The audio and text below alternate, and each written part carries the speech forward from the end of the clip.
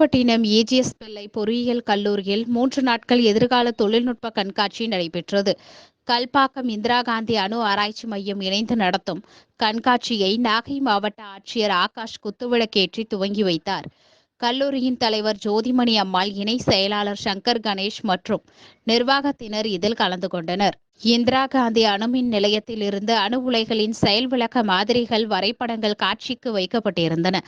அணுமின் நிலைய விஞ்ஞானி ஜலஜா மதன் மோகன் உள்ளிட்ட நிபுணர்கள் எளிமையான முறையில் மாணவர்களுக்கு புரியும் வகையில் அணு உலை செயல்பாடுகள், மின் உற்பத்தி குறித்து எடுத்துரைத்தனர்.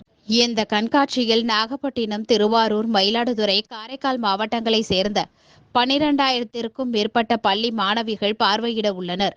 மேலும் எதிர்கால தொழில்நுட்பம் தொடர்பாக சிறப்பு மாதிரிகளை காட்சிப்படுத்தும் போட்டியும் பள்ளி மாணவர்களுக்கு நடைபெற்றது. இதில் 100க்கும் மேற்பட்ட மாணவ மாணவியர்கள் தங்களின் தொழில்நுட்ப மாதிரிகளை காட்சிக்கு வைத்துள்ளனர். இந்த கண்காட்சியானது 3 நாட்கள் நடைபெற உள்ளது. வெற்றி பெறும் மாணவ மாணவியர்களுக்கு பல்வேறு சிறப்பு பரிசுகள் வழங்கப்பட உள்ளன.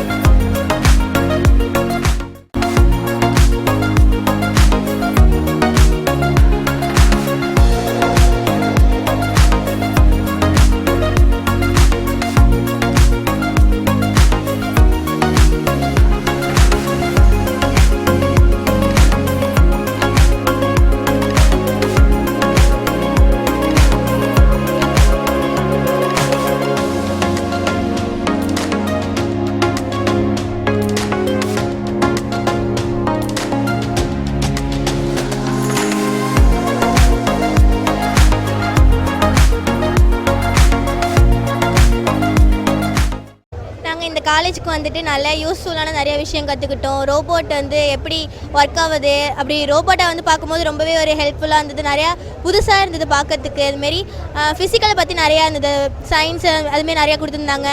எப்படி வந்துட்டு வாட்டரை ப்யூரிஃபை பண்ணலாம், அப்புறம் வந்து சாயில் எப்படி ப்யூரிஃபை பண்ணலாம் அப்படின்னு நிறையா ஒரு இன்ட்ரெஸ்டிங்கான நிறைய விஷயம் கொடுத்துருந்தாங்க. அப்புறம் வந்து ரொம்பவே ஹெல்ப்ஃபுல்லாக இருந்தது. இப்போ வந்து இதை பார்த்து நாங்கள் நிறைய விஷயம் செய்கிற மாரி எங்களுக்கு வந்து ரொம்பவே ஹெல்ப்ஃபுல்லாக இருந்தது.